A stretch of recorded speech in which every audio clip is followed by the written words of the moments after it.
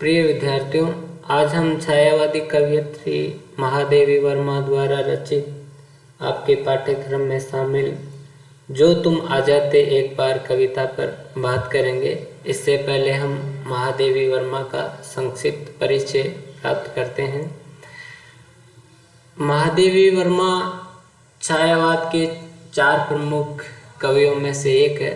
छायावादी काव्य का प्रासाद जिन 4 खंभों पर अवस्थित है, उनमें से एकमात्र कवयित्री महादेवी वर्मा है और छायावाद की चतुष्टयी में महादेवी वर्मा का एक महत्वपूर्ण विशिष्ट स्थान है। छायावाद के छायावादी काव्य धारा रूपी महल के 4 खंभे माने जाते हैं। 3 प्रसाद पंथ निराला है और चौथा स्तंभ जो है वो महादेवी वर्मा का है। महादेवी वर्मा का छायावाद में विशिष्ट स्थान इस दृष्टि से भी है कि आचार्य रामचंद्र शुक्ल ने छायावाद को रहस्यवाद का पर्याय बताया है और रहस्यवाद की सर्वाधिक जो अभिव्यक्ति है वो महादेवी वर्मा के काव्य में देखने को मिलती है। आचार्य रामचंद्र शुक्ल ने कहा है कि रहस्यवाद सबसे अधिक महादेवी वर्मा की कविताओं में देखने को मिलता है।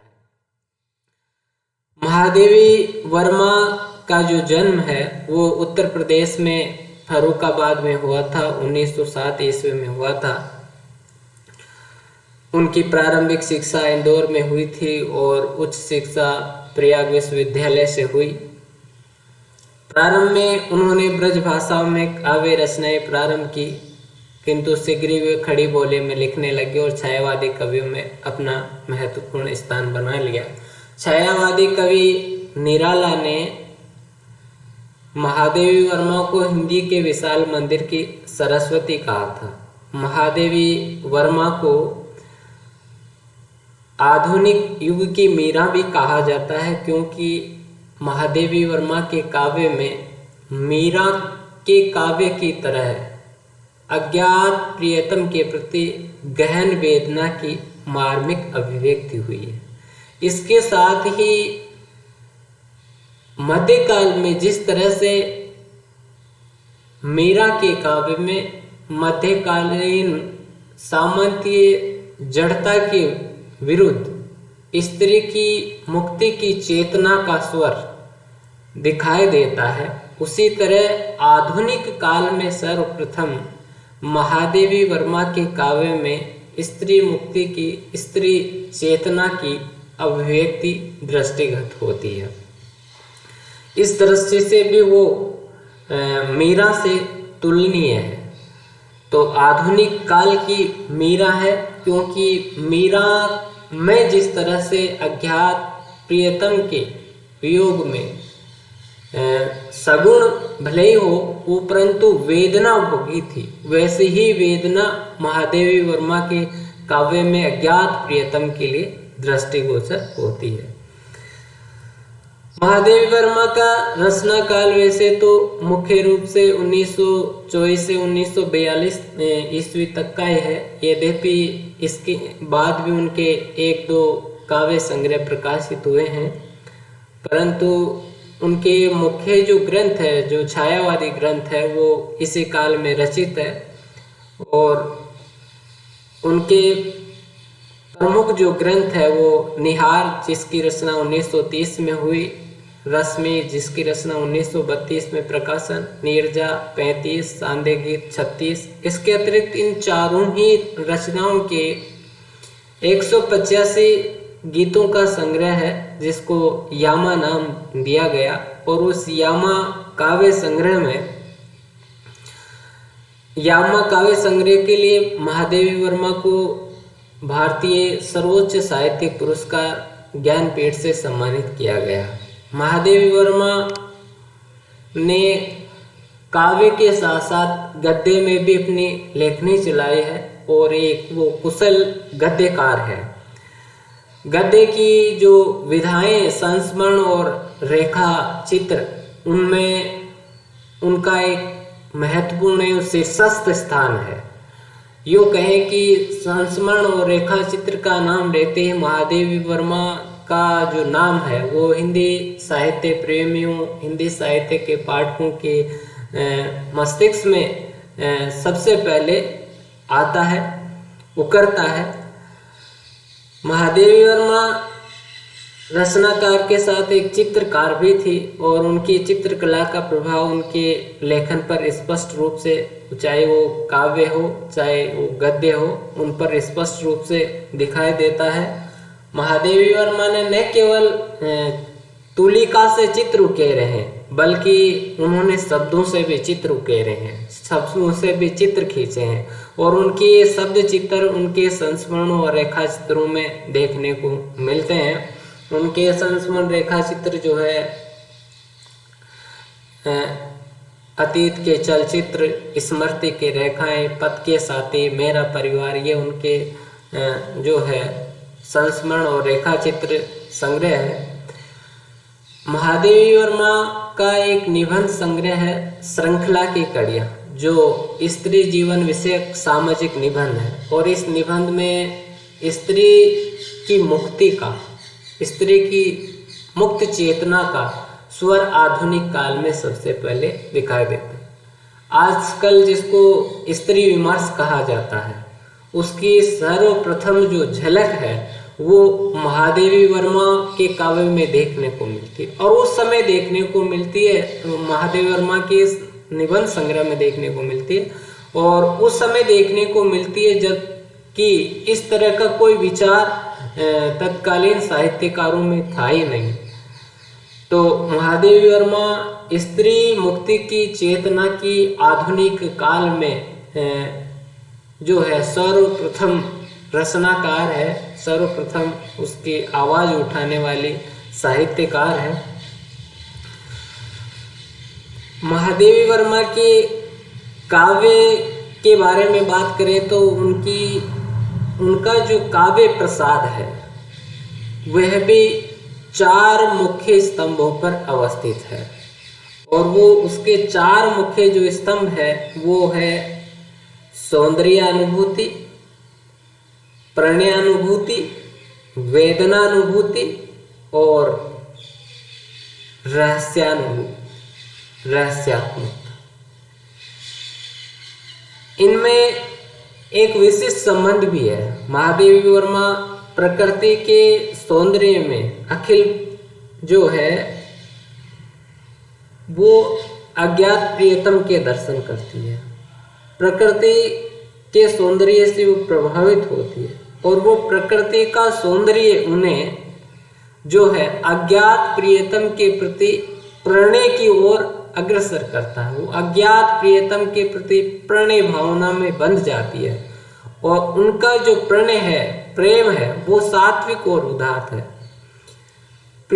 अज्ञात प्रियतम के प्रणय में बंध करके वो चिरंतन वियोग की वेदना को भोगती है। इसलिए उनकी काव्य यात्रा, उनके काव्य की संवेदना का तीसरा स्तंभ है वो है वेदनानुभूति। उनके काव्य में वेदना और करुणा की सर्वाधिक प्रधानता है और रहस्यात्मकता महादेवी वर्मा के काव्य में प्रमुख रूप से देखने को मिलती है क्योंकि उन्होंने अज्ञात प्रियतम के प्रति अपने भावनाओं की अभिव्यक्ति की है और अज्ञात प्रियतम के प्रति जहाँ भावनाओं की अभिव्यक्ति की जाती है सर्वत्र उस अगोचर सत्ता को देखा जाता है, वहां पर रहस्यवादी भावना होती है और महादेवी वर्मा के काव्य में प्रमुख रूप से मिलती है।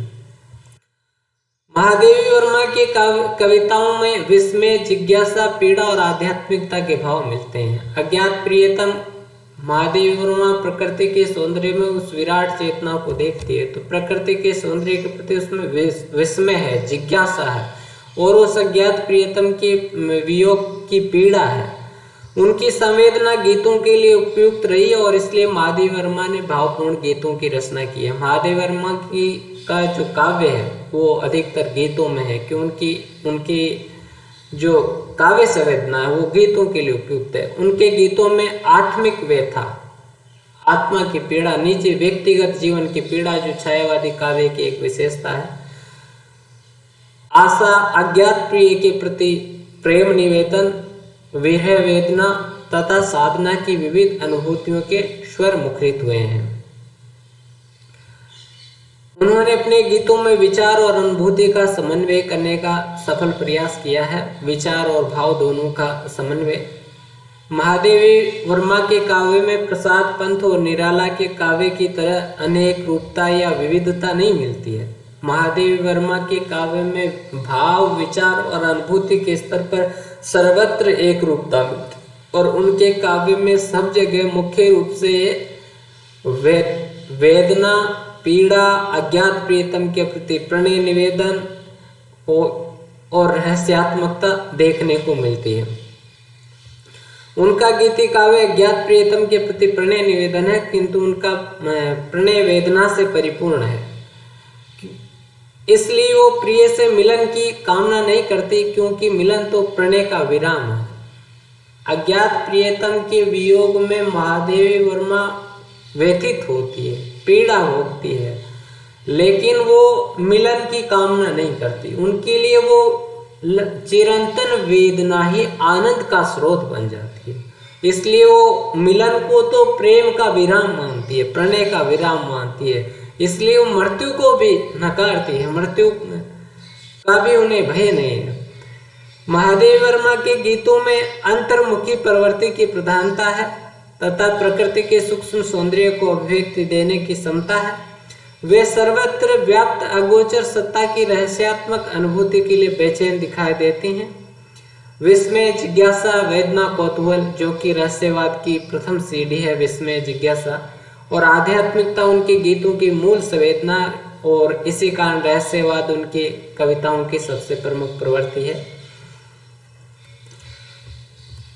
महादेवी वर्मा के गीति काव्य में संगीतात्मकता, सरसता, आत्म अभिव्यंजकता, रागात्मकता, संक्षिप्तता, शैलीगत सुकुमारता, भावगत एक रूपता आदि गीति काव्य की जो सभी विशेषताएं हैं वो देखने को मिलती है। अब हम महादेवी वर्मा की कविता जो तुम आ जाते एक बार कविता पर बात करेंगे। वैसे तो महादेवी वर्मा के काव्य में अज्ञात प्रियतम के प्रति जिज्ञासा और विस्मय का अनुभव करते हुए उस प्रिय के वियोग की वेदना अभिव्यक्त हुई है। और महादेवी वर्मा मिलन की कामना नहीं करती। वो कहती है कि मिलन का नाम मत लो, मैं चिर विरह में मगन। परंतु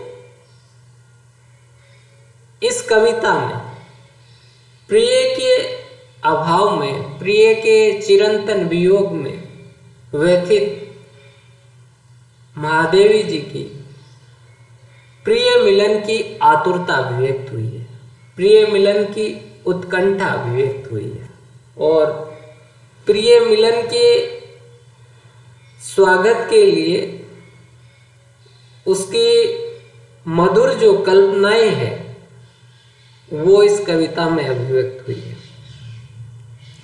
मिलन ऐसा है कि हृदय के प्रत्येक तार को झंकृत करने वाला है और इसी कारण हृदय के मधुर भावों की अभिव्यक्ति इस कविता में देखने को मिलती है। तो मिलन की जो उत्कंठा है, प्रिय से मिलन की उत्कंठा, वो इस कविता में अभिव्यक्त हुई है। कविता देखते हैं कि जो तुम आ जाते एक बार, कितनी करुणा कितने संदेश, पथ में बिछ जाते बन पराग, गाता प्राणों का तार तार, अनुराग भरा उन्माद राग, आंसू लेते वे पथ पखार, हंस उड़ते पल में आर्द्र नयन, धुल जाता होठों से विषाद, छा जाता जीवन में वसंत, लुट जाता चिर संचित विराग, आंखें देती सर्वस्व वार, जो तुम आ जाते एक बार। जो तुम आ जाते एक बार, यहाँ पहली बात तो ये देख लें कि तुम कौन है। महादेवी वर्मा की कविताओं की व्याख्या रहस्यवाद की दृष्टि से की जाती है और इस कारण उनकी कविताओं में जो है अज्ञात प्रियतम को ढूंढा जाता है। अज्ञात प्रियतम के प्रति मानो उनकी भावनाओं की अभिव्यक्ति हुई, ऐसी व्याख्या की जाती है। लेकिन रामविलास शर्मा ने उनकी प्रियतम को लौकिक माना है। उनका मानना है कि महादेवी वर्मा 20वीं शताब्दी के प्रारंभिक जो दशक है उनकी कवयित्री है और 20वीं शताब्दी में महादेवी वर्मा ने स्त्री के परंपरागत जीवन का विद्रोह करके, परंपरागत जीवन यह है कि विवाह के बाद जो है एक स्त्री वो अपना वैवाहिक जीवन घर गृहस्थी का जीवन देखती है, लेकिन महादेवी वर्मा की का विवाह 9 वर्ष की अवस्था में हो गया और उन्होंने विवाह के तुरंत बाद ही अविवाहित की भांति एकाकी जीवन जीने का निश्चय किया और उनके एकाकीपन की ये जो पीड़ा है वो उनकी कविता में देखने को मिलती है। ऐसा माना जाता है कि वो किसी लौकिक प्रेम जिसकी उस समय सार्वजनिक रूप से प्रकटीकरण करना उस समय मुश्किल था, तो उस लौकिक प्रियतम के प्रति ही मानो उन्होंने अपनी प्रणय अनुभूति अपनी कविताओं में अभिव्यक्त किए, ऐसा रामविलास शर्मा ने माना है। और इस कारण यहाँ तुम वो अज्ञात प्रियतम भी हो सकता है और लौकिक प्रियतम भी हो सकता है। आ जाते एक बार यहाँ ये है कि महादेवी वर्मा जी का जो वियोग है वो चिरकालिक है, चिरंतन है। चिरंतन वियोग के बाद महादेवी वर्मा मिलन के लिए उत्कंठित है और मिलन की उत्कंठा अभिव्यक्त हुई किस तरह से कि कितनी करुणा कितने संदेश पथ में बिछ बन जाते पराग, गाता प्राणों का तार तार अनुराग भरा उन्माद। कवयित्री अपने प्रियतम को संबोधित करते हुए कहती है कि यदि तुम एक बार आ जाते तो तुम्हारे चिरकालिक वियोग में मेरे हृदय में जितनी वेदना भरी हुई, जितनी मेरा हृदय जिस करुणा से आप्लावित रहा था, वो सारी वेदना और सारी करुणा और चिरंतन वियोग काल में तुम्हें भेजे गए समस्त संदेश तुम्हारे आगमन के मार्ग में पराग सुगंधित पराग बनकर के बिछ जाते और इससे तुम्हारा जो आगमन मार्ग है वो सुगम हो जाता, तुम्हारा आगमन मार्ग सुगंधित हो जाता, महक जाता। गाता प्राणों का तार तार अनुराग भरा उन्माद रहा और तुम्हारे आगमन से मेरे हृदय रूपी वीणा का प्रत्येक तार जो है वो प्रेम की प्रेम का उन्मादित कर देने वाले संगीत लहरी से झंकृत हो जाता, अर्थात हृदय के प्रत्येक तार से प्रेम की मधुर संगीत लहरी फूटती, हृदय अपार आनंद से उल्लास से भर जाता और हर्षातिरेक में प्रिय के आगमन के आनंद की अतिशयता में भाव विवल होकर के कवयित्री आंसू बहाती और भाव विवलता की उस स्थिति में आंखों से निकलने वाले आंसू से वो अपने प्रियतम के चरण धो डालती, प्रियतम के पैरों को पकड़ती। गाता प्राणों का तार तार अनुराग भरा उन्माद राग। यहाँ प्रियतम के आगमन से एक चिरंतन वियोगिनी नारी के मन के आह्लाद की, उसकी खुशी की और उसके मादक भाव की, मादक अनुभूति की मार्मिक चित्रण, मार्मिक अभिव्यक्ति हुई। प्रियतम के आगमन से इतना हर्ष होता कि हर्ष की अतिरेकता से भाव विवलता की स्थिति में आंखों से आंसू बहने लगते और इतनी अश्रुधारा बहती कि प्रियतम के जो पैर है वो उस अश्रुधारा के जल से धुल जाते हैं। श्री कृष्ण के साथ भी वह जब सुदामा को देखते हैं तो सुदामा की दीन दशा को देख करके वो भाव विवल हो जाते हैं और उनकी आंखों से इतनी अश्रुधारा बहती है कि वो पानी जो सुदामा के पैर लाने के लिए, पैर धोने के लिए लाया जाता उसे छूते भी नहीं है और अपने नेत्रों की जलधारा से ही जो है उनका सुदामा के पैर धुल जाते हैं। हंस उड़ते पल में आर्द्र नयन धुल जाता ओठों से विषाद, छा जाता जीवन में वसंत, लुट जाता चिर संचित पराग, आंखें देती सर्वस्वाद जो तुम आ जाते एक बार। तुम्हारे आगमन से, प्रियतम के आगमन से, महादेव वर्मा कहती हैं कि प्रियतम के आगमन से उनके चिरंतन वियोग में निरंतर बहने वाली अश्रुधारा से गीले जो नेत्र है वो हंस उठते, अर्थात आनंद से भर जाते, खुशी से भर जाते। धुल जाता होठों से विषाद, विषाद का अर्थ है दुख, पीड़ा, और होठ प्रियतम के चिरंतन वियोग में होठों पर जो विषाद, दुख, पीड़ा छाए रहती थी, उदासी छाए रहती थी, वो सारी उदासी, वो सारा विषाद जो है वो प्रियतम के आगमन पर नेत्रों से बहने वाले जो प्रसन्नता रूपी जल है उससे धुल जाता। छा जाता जीवन में वसंत, जिस तरह से वसंत के आने से प्रकृति में सर्वत्र सरसता और मादकता का साम्राज्य हो जाता है, उसी तरह प्रियतम के आगमन से कवयित्री के जीवन में वसंत के समान सुख का साम्राज्य हो जाता। जीवन में सरसता, मादकता जाती, सारा विषाद, सारी पीड़ा, सारी वेदना जो है वो दूर हो जाती।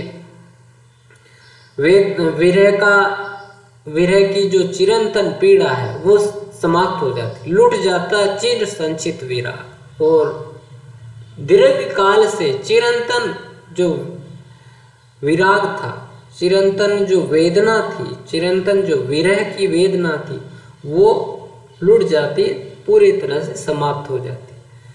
प्रियतम के आगमन पर जो कवयित्री है वो कृतज्ञ होकर के अपने सर्वस्व जो है अपना वो प्रियतम के न्यौछावर कर देती। उसकी आंखें अपने प्रियतम पर संपूर्ण रूप से संपूर्ण जो है वो वार देती, न्यौछावर कर देती। यहाँ पर कवयित्री की समर्पण भावना अभिव्यक्त हुई। तो इस छोटी सी कविता में चिरंतन वियोग के बाद मिलन की जो आकुलता है, मिलन की जो छटपटाहट है, बेचैनी है, वो अभिव्यक्त हुई है। और प्रियतम के चिरंतन वियोग में इंतजार की पीड़ा को भोगते हुए स्त्री की जो है मन के भावों की अभिव्यक्ति इसमें हुई कि प्रिय के चिरंतन वियोग में प्रतीक्षा की पीड़ा उसे किस तरह से कचोटती है, वो इसमें हमें देखने को मिलते हैं। प्रियतम के आगमन से होने वाली, मिलन से होने वाली जो मदमस्त कर देने वाली हार्दिक अनुभूतियां हैं वो इसमें अभिव्यक्त हुई है। और एक स्त्री की समर्पण भावना जो है वह भी इसमें अभिव्यक्त हुई है। अलंकार इसमें अनुप्रास और रूपक का प्रयोग हुआ है। भाषा जो है इसकी खड़ी बोली है और लाक्षणिक शब्दावली इसमें प्रयुक्त हुई है। धन्यवाद।